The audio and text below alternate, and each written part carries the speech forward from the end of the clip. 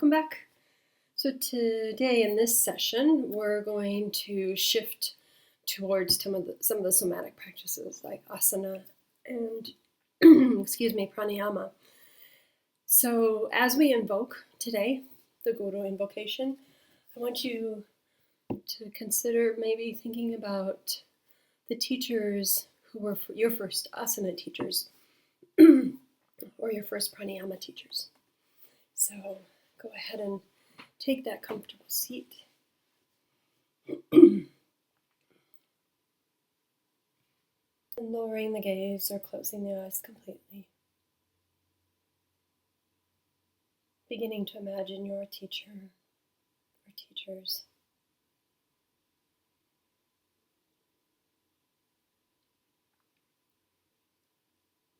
Maybe you even know the lineage from which they came.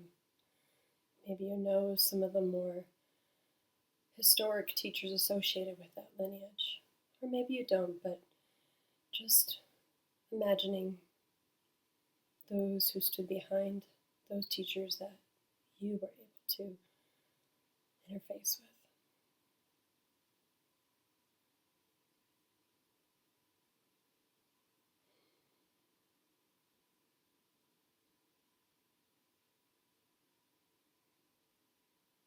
We honor them all by invoking the Guru. Om Shri Gurubhyo Namaha.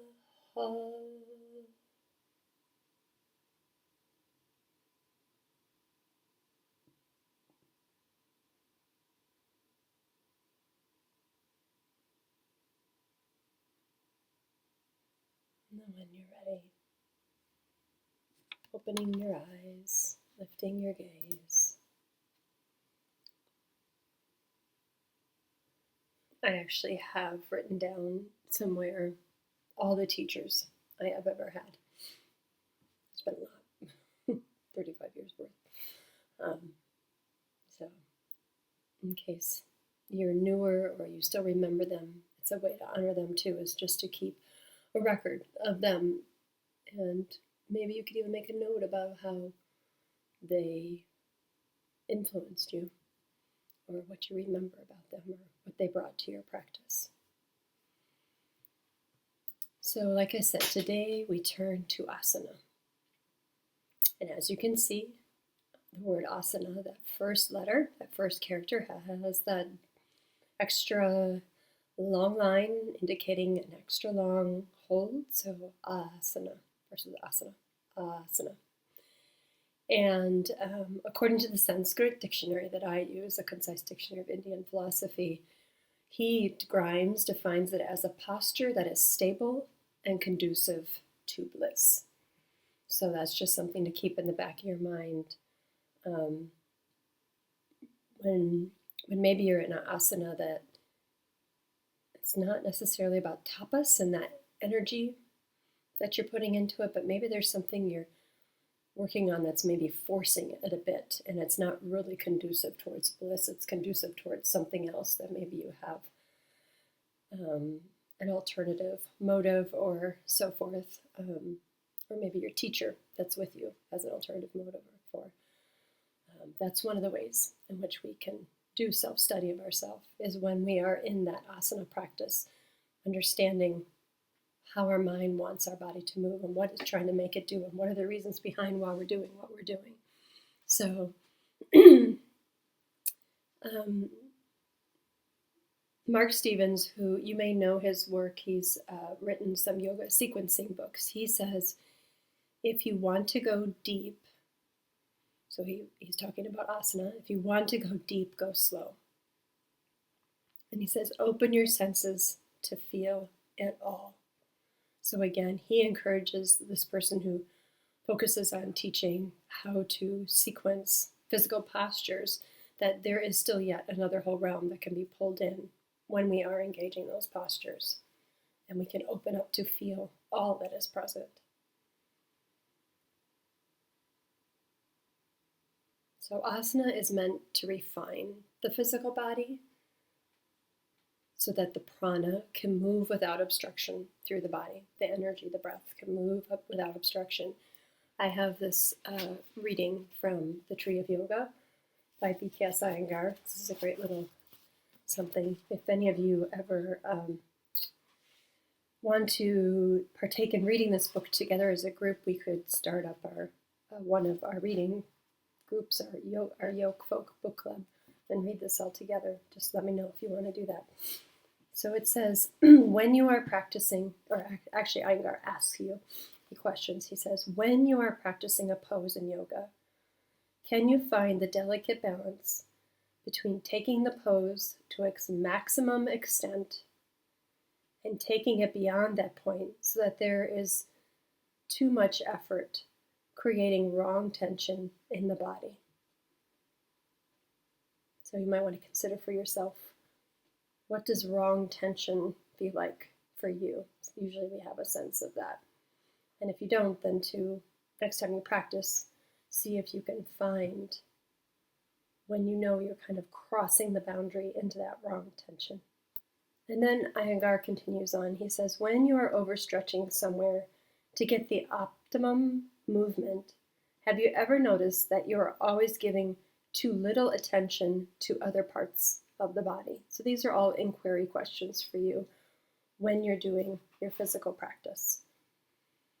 He continues, that disturbs the body and makes it shake. If the root of a tree is weak, the tree itself cannot be strong. Suppose you are doing a head bounce. What happens if you stretch your legs in order to get a good pose and let your neck muscles become loose? Or if your elbows do not grip the floor, so the fear comes that you are falling or swaying from side to side. So he says you can lose the benefits of what you are doing because of focusing too much partially, bringing forth partial attention on trying to get that perfect pose. What are you focusing on, he asks. He asks, you are trying to perfect the pose, but from where to where? That is where things become difficult, he says. Focusing on one point is concentration. Focusing on all points at the same time is meditation. Meditation is centrifugal as well as centripetal. In concentration, you want to focus on one point and the other points lose their potential. But if you spread the concentration from the extended part to all the other parts of the body without losing the concentration on the extended part, then you will not lose the inner action or the outer expression of the pose. And that, he says, teaches you what meditation is. Concentration has a point of focus. Meditation has no points. He says that is the secret. So you can kind of consider that when you're doing your postures. Where is the focus? What is the intent? Okay. So I wanted to point out the first being ever cited as to be quote unquote the first yoga teacher, if we can even do that, is Shiva. And it's noted by Shiva in some texts that 840,000 postures exist. Okay. But Shiva says of those, only 32 of them are most useful in the attainment of unity, or yuj, or yoga. And these texts are outlined in the Hatha text, Dharanda Shamhita, or in the more modern day, you can see it written there, in this book by Richard Rosen called Original Yoga. And within this, he, as you can see here, are a list of the postures. He provides detailed insights into these postures that Shiva points to as the most valuable for attaining a state of samadhi or bliss. And Rosen, he considers the thought of the role of asana has in our modern society. There's great debates about this the role that it has taken. And to him, he says, I actually believe that the modern asanization of hatha yoga was a good thing, a way to draw hyper body image conscious Westerners into the fold and get them hooked, is what he says. So I really I would love for you to consider for yourself, like, where do you lie on that spectrum? How do you feel about that? Do you have judgments about it? Just so you're aware. So if you have this conversation with someone about the roots of yoga, especially the asana portion, and what the role is of it, that it plays for you as a teacher or a student, that you're really aware of what it is and how it interplays in your life. There are many debates on this evolution, with positive and negative effects of asana being at the forefront of the Western movement of yoga. And I myself did not start on this part of the yogic path, asana, until somewhere like in 1986. It was much later. And it wasn't until the asana didn't start till the early 1990s. I began meditating in the 1980s. But I took my first class with a man named Lar Cajon, I think it was how you pronounced it. And at San Francisco State, I was getting my undergraduate degree. And he brought me a perspective of yoga that I had yet to have. And it was very unique to me to come into asana after already being a meditative practitioner. So very much as what Iyengar talked about in his book, for me, it was about a meditation movement, a movement meditation, however you want to put it. So I'm going to ask you to consider for yourself to do a little inquiry around this. So your reflective inquiry this week, which you'll get in your sheets, asks you to consider your own journey. Where did it start? And from where it was, how has it transformed?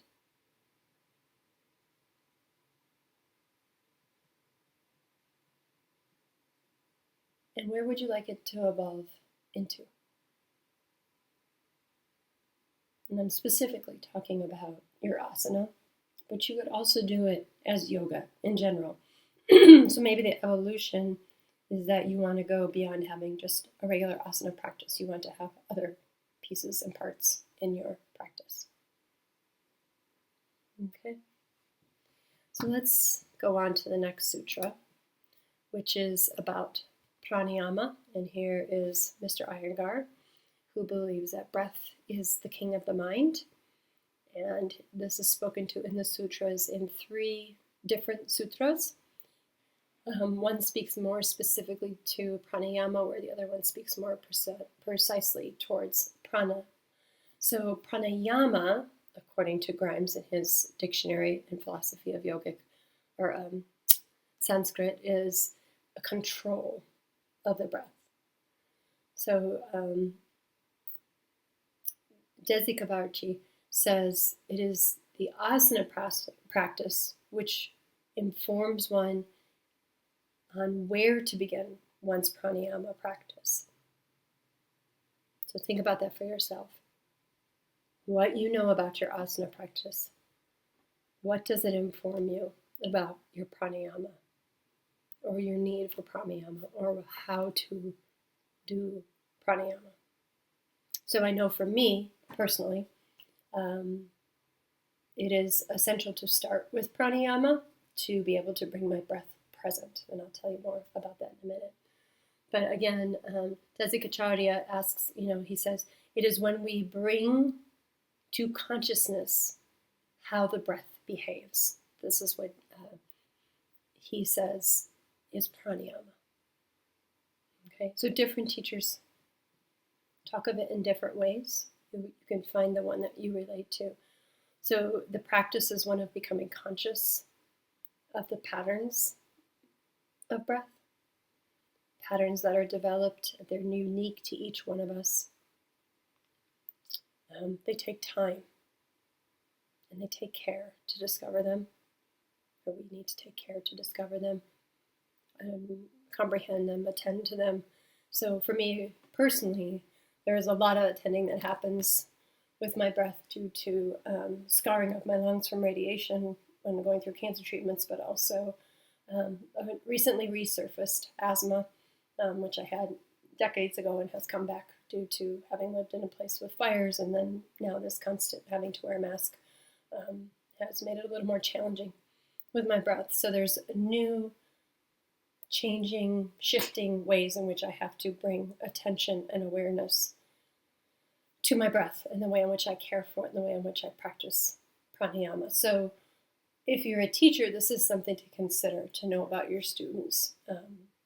Are they asthmatic? Are there things, like that? And to know for yourself, what are the things, the circumstances that are creating a shifting for you in your life and your breath. Sometimes mine is really great, and sometimes it's really sucks, and I have to leave space for that. So like when I recently moved, I had to readjust once again to this new environment, which is a little bit wetter, different allergens, different things like that, and that affects my practice. So again, this is the thing that we can be personally aware of and as a teacher. So like if you're someone who leads a retreat or something like that, to be aware, people will have probably changes in their practice based on where the retreat or the practice is taking place. So these are just some things to consider. Okay. Now, if we consider prāṇa itself, so you've been working on this practice here, but just prāṇa is a vital life, vital air, vital breath. So prāṇa doesn't refer to that controlling or moving or practicing. Grimes, again, from the dictionary, that this is the book, sorry, it's right here at my side. He says, it is the air in which is precipitable in the mouth and nostrils, or it is the principle of vitality in the individual organism, whereby it is said to be all-pervading, invisible, and the life duration of all. So he's speaking specifically about prāṇa itself. Okay. So as you've been learning over this course, there are components to the practice and regulation of breath and helping create awareness about the prāṇa in your own life, in your own body, that vital life force. And you have been learning all of these elements of kambaka. There's part of the reason I use the Sanskrit is because when you go from state to state, region to region, country to country, different people call different practices different names. So I just kind of stick with the Sanskrit to create a uniformity. So kambaka means water vessel. So you could think of your body as a vessel. And it also refers to a pot-like retention of the breath. So if we think of our body like a vessel or a pot that holds the breath, yeah? So there's the inhalation, or borakaka, right? And then you can see the internal retention, the exhalation, and the external retention. All different parts of the practice. And they can vary in length and enactment, and different parts of them are maintained as part of the breath phase. And more of these details are covered in moksha, the immersion, and teacher training provides even more. But it is an understanding, there is also an understanding, that there are 5 vital airs that also are covered in those trainings. The prāṇa, apana, dhyana, samana, and udana.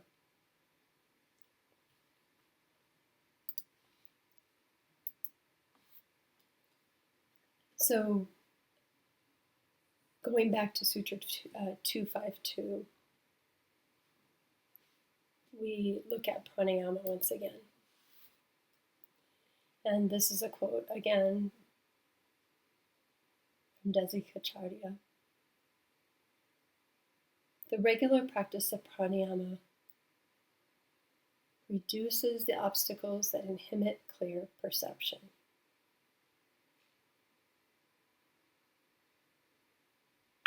So you could think about that for yourself. When, let's say you've just been scared and your breathing gets torn off,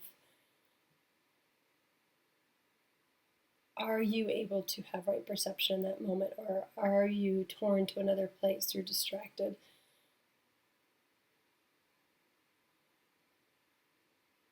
So the breath kind of can lead the way of consciousness on some level when you think about it. So if we're not conscious of our breath, it's harder to be conscious in general. So pranayama is a tool assisting one toward a state of more and more focused concentration.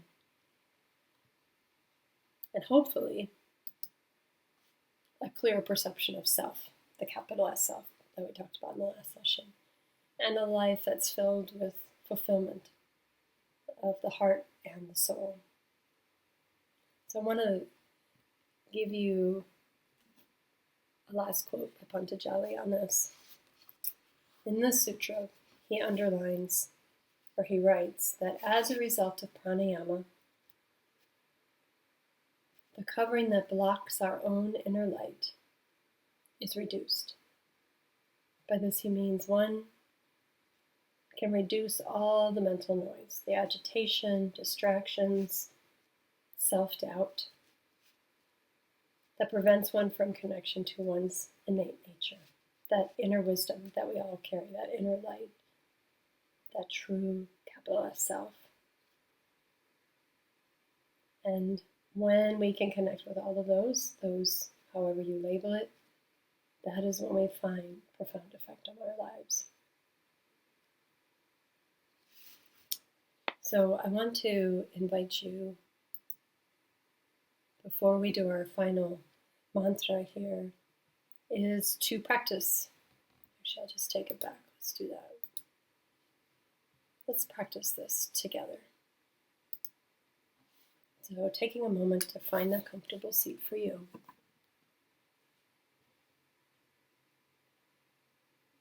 And before we go into actual pranayama, where we try to control it a bit more, begin to notice the quality of your breath, meaning its length, the ease of it to come in and out of the body, or the challenge of it to come in and out of the body.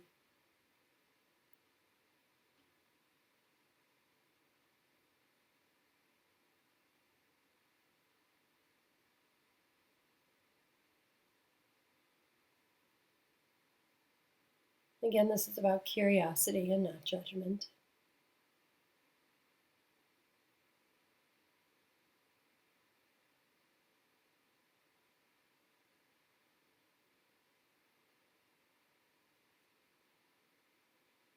And then taking it into a more focused state where you begin to notice the inhalation, how many counts it is, and the exhalation, trying to make them equal.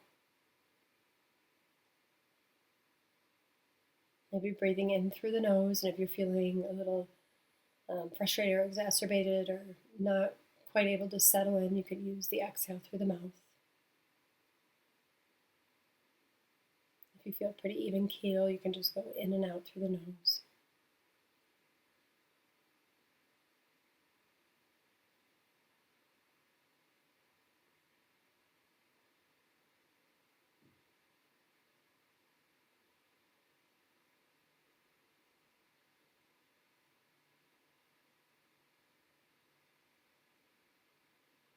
And then taking that inhale, at the top of the inhale, pausing, softness in the throat and the tongue, not necessarily holding breath, but just creating a soft pause before you exhale. So doing this a couple times, inhaling, gentle pause before you exhale.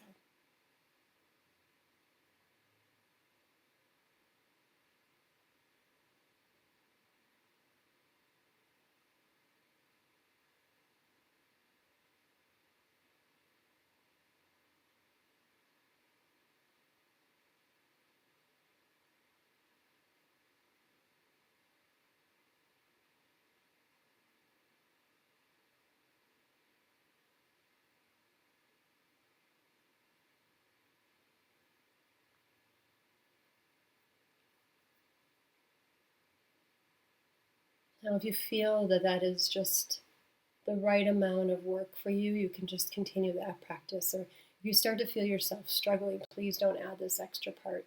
When we do that retention, that holding, that pause, I should say not holding, but pause, there shouldn't be any anxiety. So if you start to feel anxiety at any point on those retentions, please just let the practice go. So now if you don't have any of that happening for you, go ahead and add a gentle pause of retention at the bottom of the breath after you exhale and before you inhale.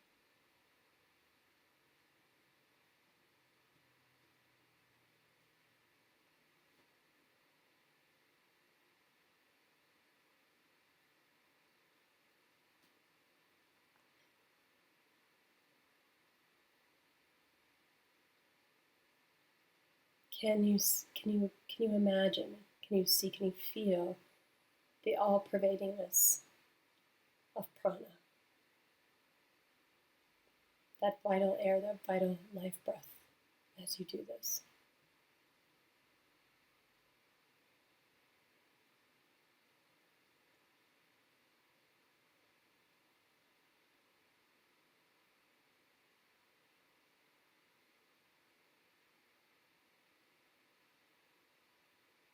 Do you have any recognition of how this is changing your state through this focused concentration?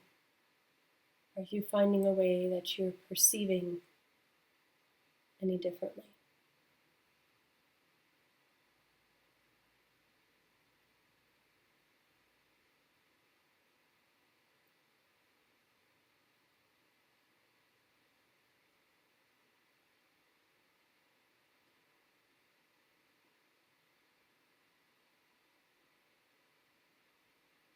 Or in general, what is it that this practice is bringing to you right now? Just a noticing. We don't have to stay in it. If it's not bringing anything, again, it's not about judgment. It's just curious what may be coming from this.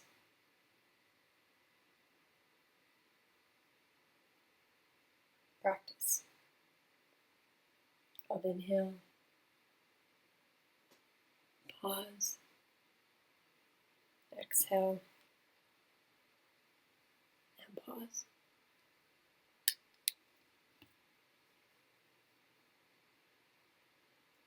Go ahead and take 3 more rounds.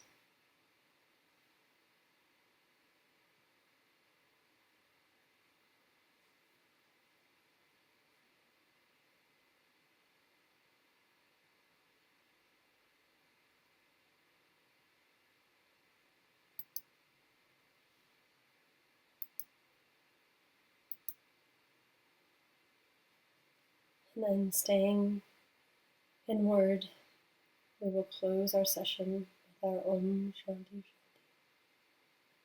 So on the next exhale.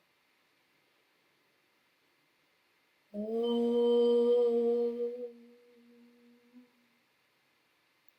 Shanti Shanti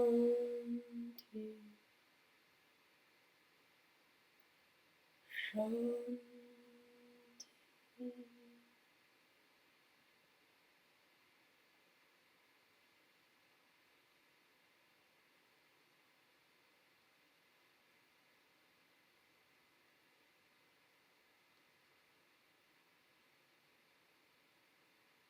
And then raising the gaze or opening the eyes. Thank you, everybody. See you in our last session of the sutras next.